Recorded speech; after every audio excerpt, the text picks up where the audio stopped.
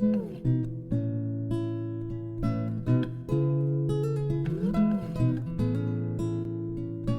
are listening to Moments Podcast with me, Shuang Cai. In this show, I am going to talk to artists, academics, industry practitioners, and entrepreneurs from a variety of backgrounds, each of whom is committed to imagining a better tomorrow and working to make it a reality. Some of their experiences are experimental, some are highly practical and ambitious. Most importantly, each dialogue is imaginative, because we want to engage in dialogue with people from all over the world who are curious about life, to enjoy a moment together, to seize the moment, to seize eternity.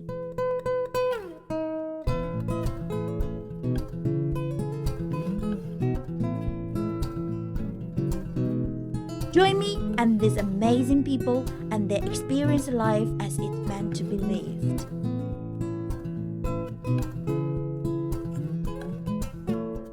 Hello everyone, Happy New Year and welcome back to Moments Podcast. Today we've got Professor Michael Scott with us. Michael is Pro-Vice-Chancellor for International Affairs and a professor in Classics and Asian History at the University of Warwick. Michael is also well known for his public engagement and outreach work as a speaker and broadcaster. He has written and presented a range of TV and radio programs for National Geographic, History Channel, Nova, BBC, ITV, such as Who Were the Greeks?, The Greatest Show on Earth.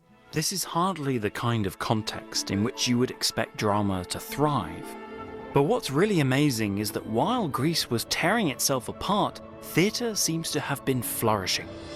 During the 4th century BC, theatres emerged all over the Greek world. But the irony is that despite this explosion of theatre construction, we don't have a single complete tragedy surviving from this period. After the deaths of Aeschylus, Sophocles, and Euripides, we are left with nothing but fragments. It is such a great honor to have Michael here. Professor Michael Scott, thank you so much for joining us today. And by the way, congratulations on your new published book. Yes, so alongside my role at the university now as Pro-Vice-Chancellor for International Affairs, which basically means that I look after all of the global-facing activities of the university, I still continue my research in ancient history and archaeology and indeed publishing. So I'm publishing a book that's coming out at the beginning of February, which is about an ancient Athenian politician and statesman called Themistocles, who was a very famous figure in ancient Athens and ancient Greece in the story of ancient Athens' democracy and its rise to become the foremost power in ancient Greece back in the day. So yeah, really looking forward to seeing that book coming out. Wow, yeah. Probably around that time, CSSA, Chinese Scholars and Student Association could host an event for your book launch. Be fabulous. And there is a translation of the book going to be coming out in Chinese as well. Over the years, especially last year, right, you've spent loads of time in China, especially in summertime, right, exploring, potential collaboration with different universities across the mainland Hong Kong and Macau. How would you describe your experience back in China? Well, first off, I have to say it's been a real joy, actually, getting to know academics working in universities across China. And this began for me back in 2017-18 when I first started traveling to connect with academics who were researching in similar fields to my own and presenting research papers. And I was a visiting fellow at the Institute for the History of Ancient Civilizations in China, which is attached to Northeastern Normal University. And then also working with the academics at Fudan University in Shanghai Shanghai, Shanghai Jiaotong. And then in my role now, we visit China to work with our strategic partners. So across China, that's Fudan University, Shanghai Jiaotong, and then also now Tsinghua University, University of Peking, and we are kind of enjoying hugely working with them at an institution to institution level. So that's across joint research projects, that's across joint teaching collaborations, as well as student mobility. And now in Hong Kong, obviously as well, Hong Kong PolyU is one of our strategic partners. University of Macau also now kind of linked up as well. So it's been a real pleasure over the last couple of years to get to know Chinese academics and universities in a range of different ways, both as an academic and as an institutional lead. And I have to say, what's been fascinating is the welcome. It's been a fabulous welcome that we've had, fabulous engagement from both the academics and the people working at the universities, and long may it continue. And delicious food. And delicious food, of course, and fabulous sights to see. And getting to know the different regions of China has been fabulous, and their particular local cuisines as well. It's totally different, huh? Yeah. As well as the weather. In summer, it's so hot, humid, wet, right? But no different to the wet kind of UK in that sense, just perhaps a little less humid. But also from my own perspective, because of my interest in ancient history and archaeology, and we'll talk, I'm sure, about this later, that I have a real interest in the connection and comparison between different ancient cultures and ancient societies across the globe. And so taking the chance in the different cities that I've visited in China to explore some of the ancient cultures within China itself, within your museums and with different archaeological sites, has been a real joy as well.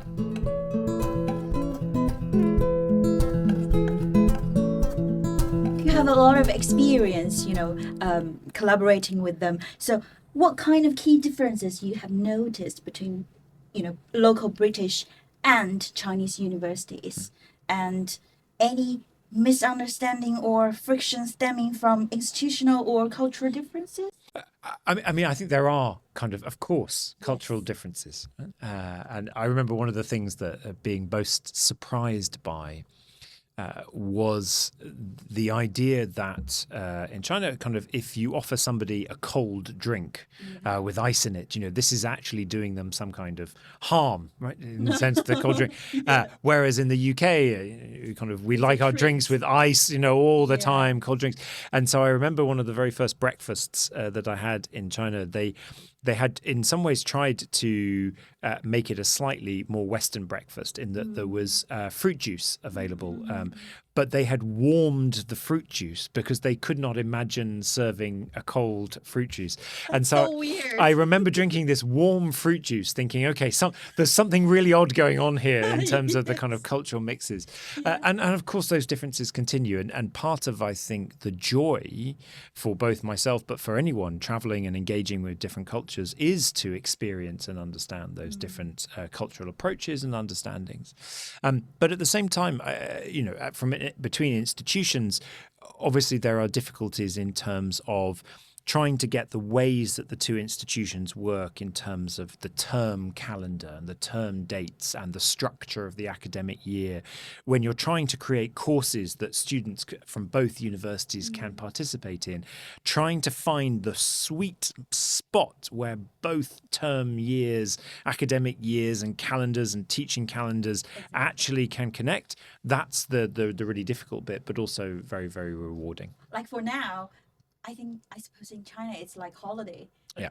But we just started the term, right? Yeah. It's quite different. And of course, as Chinese New Year celebrations are about to take place, and are going to be a big kind of, stop moment. Whereas for us, we are continuing through now until we reach Easter, which will be the big stop point for us. And obviously, we just had Christmas here in the UK as a big stop point. And of course, there's nothing unusual about this. We have a very, very strong partner, Warwick, with the Monash University in Australia, and have done for well over a decade.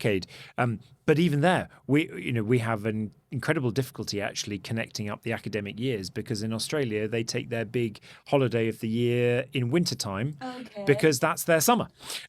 So, you know, kind of again, this is part of the joy of working in the international global sphere, is actually trying to find the particular moments, those sweet spots where the different rhythms of academic learning can connect. And once you've found it with a particular partner, then obviously you go, aha, right, we understand, right, this is the window. This is the window of time where things can work.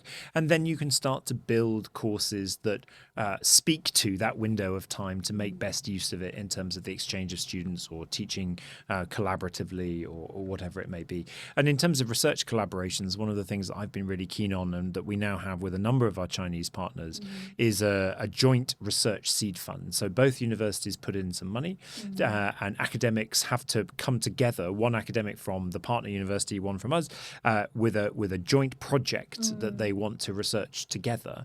And then they apply to the fund for that research funding. And that enables that collaboration to start off and to grow. And then once it's developed, once it's seeded, it can then bear great fruit. And that collaboration, those academics can go on to do amazing things together. Especially giving fundings for young scholars like PhD students, right? Yeah, and so we do that. So with Shanghai Jiao Tong University, we have a joint PhD program, and you know, kind of hopefully we can bring that forward, kind of with a number of other institutions. We do with the EIT as well in Ningbo as well, who are kind of one of our partners. They're just one of the very new universities, kind of within the Chinese kind of university world. But you know, all of these possibilities are there. The interesting thing is, what I've found is, though you've collaborated with loads of different, you know, disciplines or universities, but the focus is more on STEM disciplines, whereas I am from, you know, arts-based background. And do you think we probably in the future collaboration could happen, or, you know, for more possibilities or chances for humanities, social sciences, arts people? Do you see what I mean? I do, and I'm from an arts background as well. You know, so I'm utterly passionate about ensuring that collaboration between universities, between institutions, should happen across the academic spectrum. It is inevitably, in many ways, easier to understand or think how that could happen initially in terms of STEM subjects or kind of engineering, or it might be business. And of course, in certain cases, you know, they will lead the way. But that does not mean in any way, shape or form that you cannot then also develop those kinds of collaborations within arts, humanities and social sciences.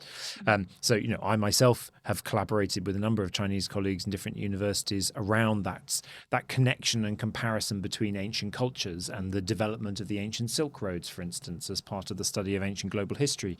But we have, you know, increasingly strong connections between the philosophy department here at Warwick and the philosophy department at Fudan. We've worked very closely with the history department at SJTU. And last year, we created an entire program that was called the Marco Polo program. Warwick as part of it. So, you know, this was an occasion. Warwick has a base in Venice. Last year was celebrating the 700th anniversary of the death of Marco Polo, the great kind of explorer going to China and coming back.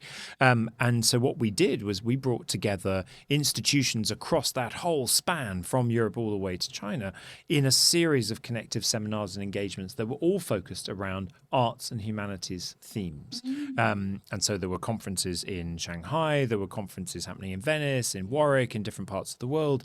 And that program as a whole created an incredible engagement and actually was shortlisted for the Times Higher Education International Collaboration of the Year. So I think absolutely arts and humanities are central to any kind of international collaboration between institutions.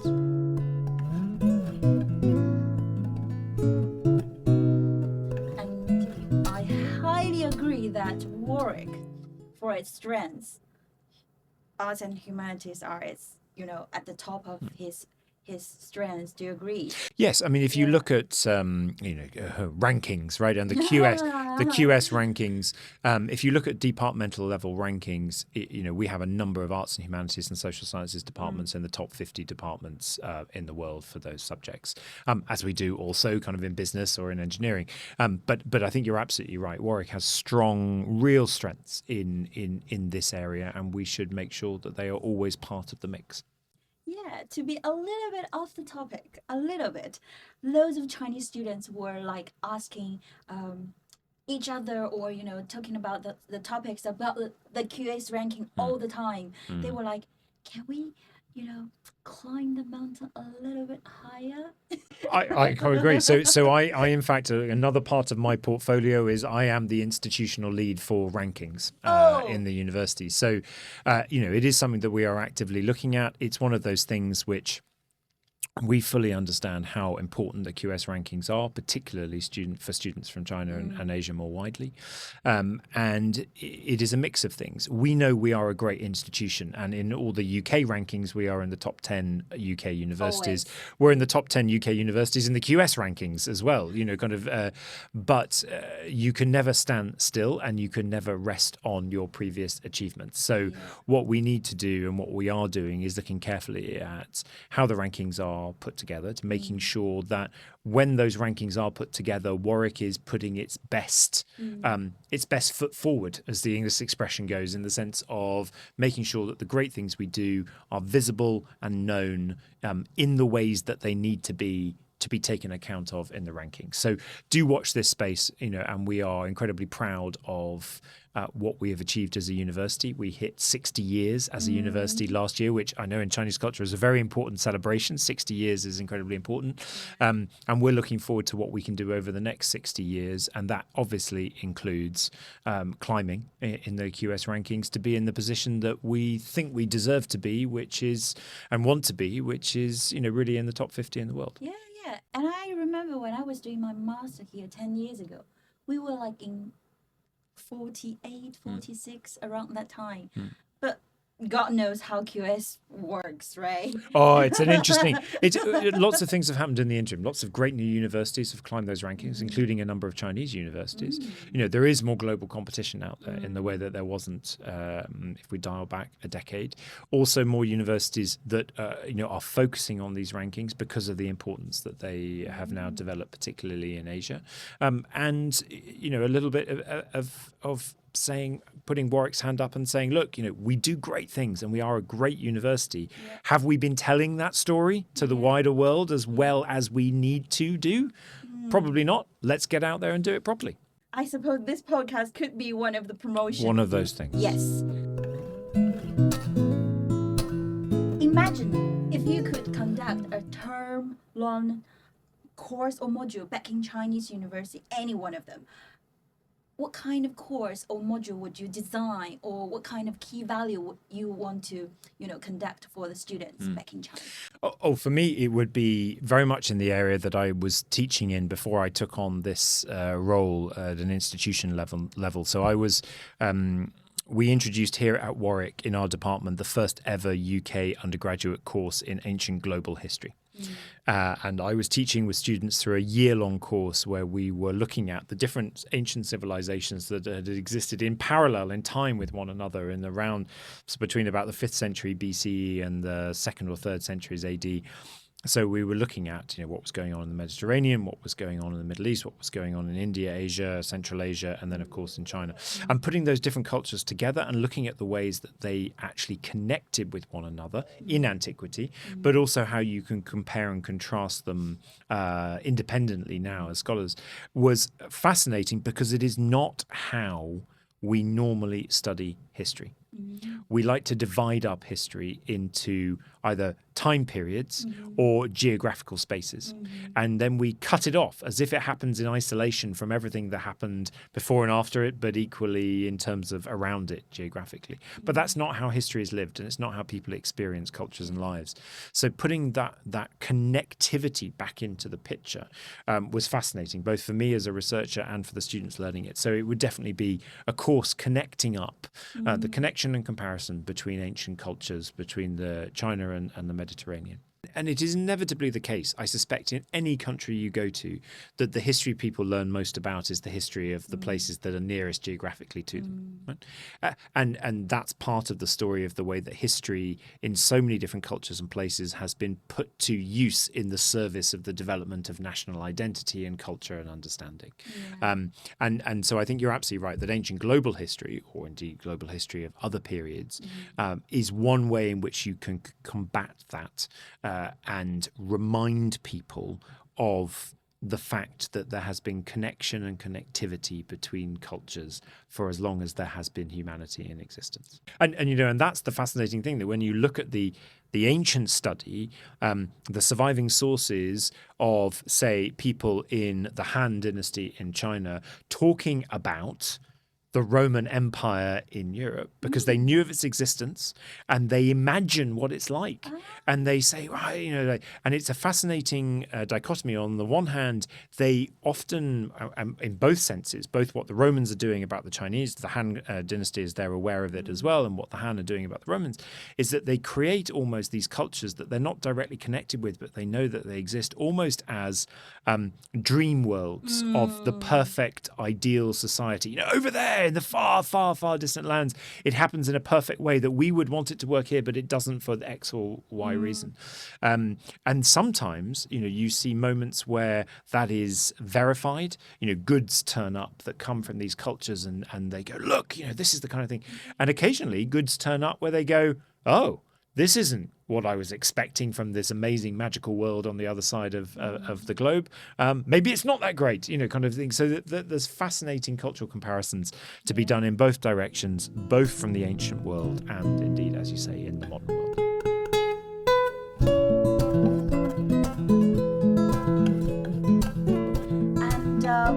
And you've actively involved in public engagement, I would say. So how would you see the relationship between media production and your academic work? And plus, should university, actually we've talked about a little bit about this, treat public engagement through like documentaries, new medias and outreach, as a central strategy for knowledge dissemination and institutional growth rather than just an add-on? No, I think this is absolutely fundamentally important, and I think this is the big change that you do see happening right now and will continue to see happening in universities over the next decade. If we dial back, just take the story back 20 years or so, universities were considered to be research institutions first and then teaching second. And teaching was sort of the thing that happened on the side to research. The big change for universities over the last 2 decades has been taking the teaching of students incredibly seriously, the training that goes into making sure our lecturers can teach in really good ways and actually functioning and delivering a premier teaching quality, so that universities now fundamentally see themselves as places to teach and research, as the two corners. I would say we are now in a process of change, particularly in the UK, really leading the field in this across the globe, where there is now a triangle of responsibilities for a university. A university teaches, it researches, and it engages. We cannot be, as an institution, that term, the ivory tower that exists in isolation from the world around us. We have to be, as institutions, engaged in that wider world. And in many, many, many ways, the subjects we study are of fundamental importance and interest to that world. Of course they are, right? So why wouldn't we get out there and actually use the knowledge and understanding that we have to be able to help the development of particular technologies, medications, whatever it might be, to get involved in policy and the development of society in the best way that we can, and within the arts and humanities to be able to influence not just the kind of arts and humanities that are on stage and the dialogues around, but more widely going back to that greater kind of wraparound of the use of arts and humanities as part of a functioning society. So for me, fundamentally, I see universities going in the direction of There being three goals of a university: research, teaching, and engagement. And every academic within that institution, every student within that institution should be thinking about how they're doing things in each of those areas.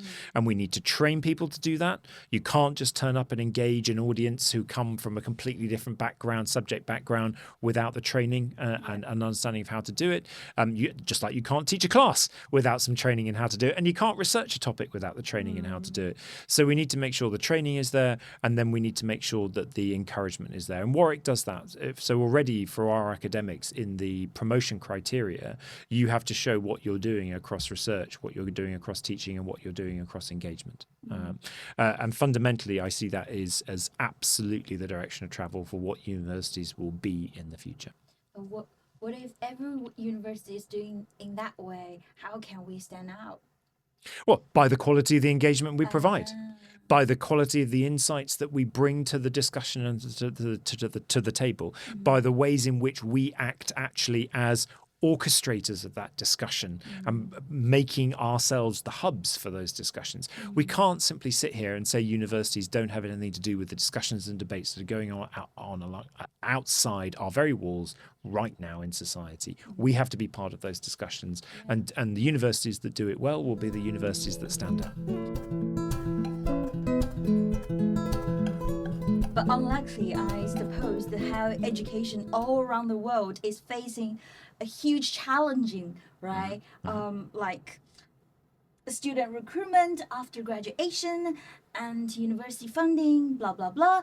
And how should we, respond to this kind of trend? And what do you see as essential steps to ensure its long-term high quality development? I think quality is absolutely key.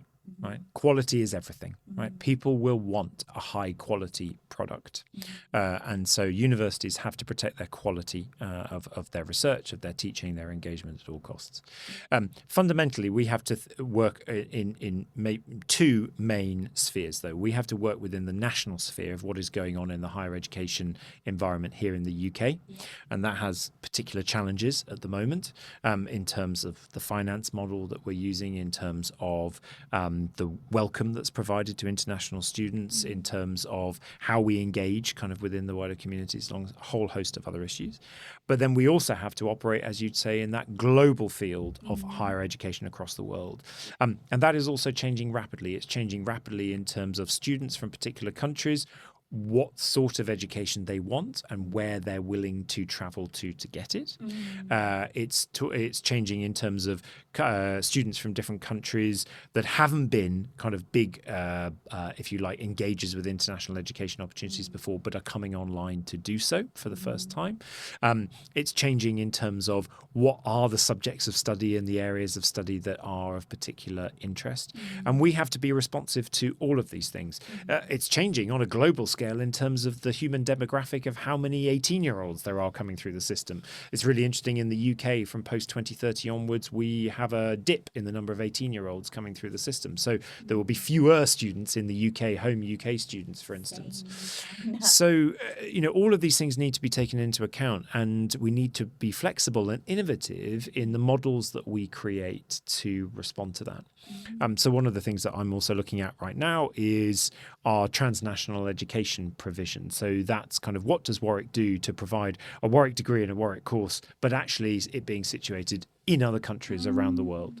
And we could, number of universities do this through establishing a branch campus, but you can also do it through partnerships with key partners and joint and dual degree programs. You can do it through online learning. You can do it through franchise and validation arrangements.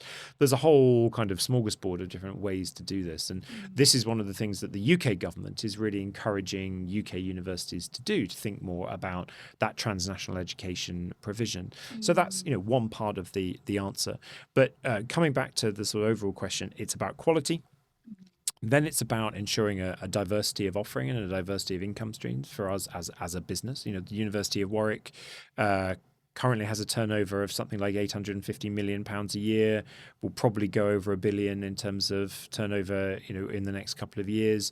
That needs to be our diversified income stream. We need to then have the efficiency and the stability, and I'm talking about that within the UK higher education environment as well as kind of within ourselves as an institution. And we need to be very proud, I think, of the welcome that we provide to the students who come to us.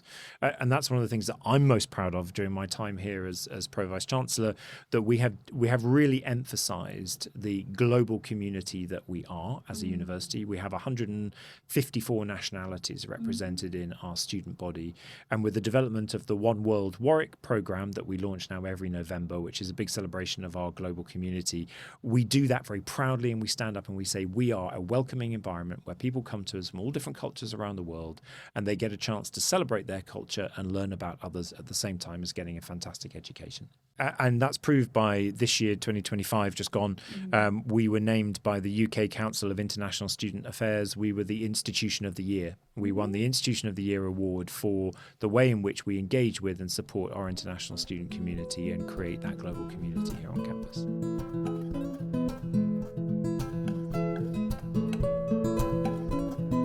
If the Warwick is to become a world-class institution of a higher education institution, what further steps do you reckon or believe we staff and students could take at present or in the future?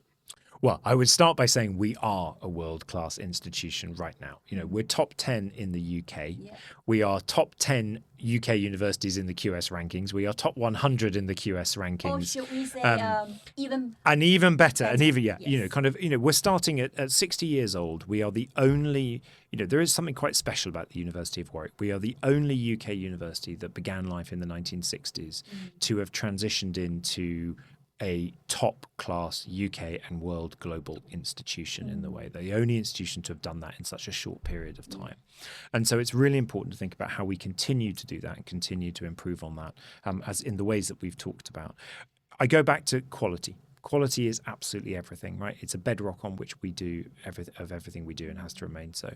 But we have to ensure that the offer that we have, the offering in terms of the courses, in terms of the style of teaching, in terms of the engagement, in terms of the locations that we teach, continues to evolve to suit the needs of the students who come to us from around the world and the wider graduate employment world that they're going to go into. Then it's about facilities. And, we're sitting in the brand new Faculty of Arts building, which, kind of how many other UK universities have invested £50 million in their arts and humanities facilities over the last decade. Warwick's probably one of the only ones. We're sitting in, a beautiful new podcasting room kind of within the institute, within the Faculty of Arts building.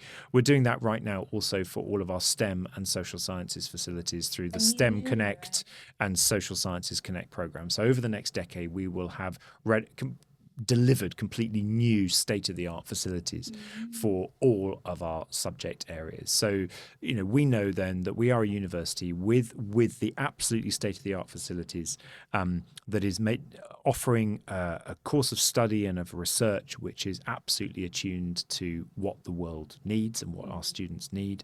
We are doing that on the bedrock of quality. And then finally, for me, the really important element is to make sure that we are absolutely as active as we can be in our global networks and with our global partners to have that global visibility and reputation. We've got it in the UK in spades. The work is for us to make sure that everyone, whatever country you come from around the world, everyone knows the name Warwick and knows what it stands for, which is excellence and quality. Like Oxford or Cambridge or Harvard, right? One day. Yeah, in terms of their reputations, sure. But we don't need the history or the buildings or all of that razzmatazz. We are a young, ambitious university who has got to where we are today by doing things in a different way to the traditional universities that have been there before us. And we don't shy away from that reputation, nor should we. So what I hope you will see from Warwick in the future is a continuing spirit of innovation that delivers excellence and quality.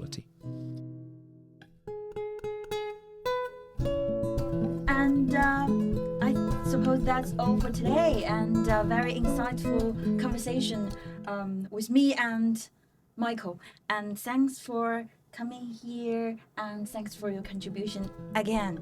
Thank you. It's been great to be on the podcast, and congratulations to you on the fabulous work you're doing. And hope to see you next time. Look forward to it. Bye.